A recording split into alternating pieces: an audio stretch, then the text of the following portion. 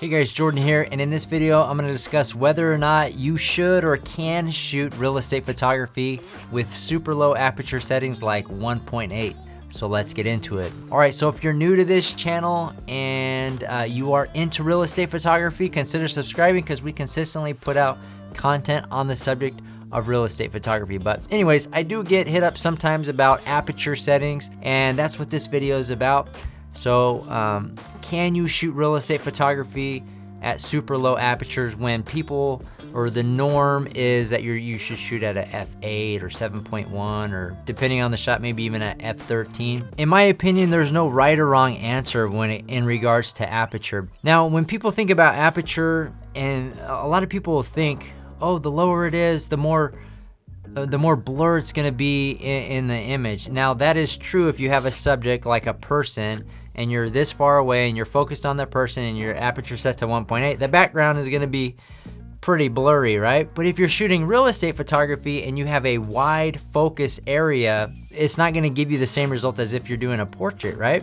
Now, you are gonna be getting a little bit different look, and if you haven't done this test before, grab a lens. You know, maybe your lens doesn't go down to 1.8. I have a prime lens. I think the Sony, I think it's a 14 millimeter 1.8, and I've taken shots at different aperture settings just to kind of compare what the result is with the same focus, right? And you can see some subtle differences as you're changing, but honestly, if you're a customer and I'm taking a picture at a 1.8 aperture, especially of a front of a house where it's just that's in focus, it's gonna be really hard to say, you know what, that picture's bad. He shot it at a low. Like, customers aren't looking for aperture settings or whatever settings you're shooting at. All they want is the end result. And can you deliver a good end result at a low aperture setting? Sure you can. Now, I will say there is less room for error with the lower aperture setting, because if your camera locks onto a subject that's really close, maybe the arm of the couch or something like that, it's gonna give you some, maybe far in the distance, it's gonna give you a more blur effect far away than if it would have focused on a wide, focus wide in a specific room. So anyways, just something to consider. You definitely don't have to stick to the norms, or what other people say is appropriate. You got your own camera, you got your own lens, you can test it and see for yourself you don't have to take somebody else's word for what's good and what's not. You can test for yourself and see with your results, right? Now, I have shot some houses at like 2.8 aperture, and I have had some issues with certain pictures, so I know where more error is prone to have, especially when you're at lower aperture settings. So you have to really make sure that your focus point and area is good.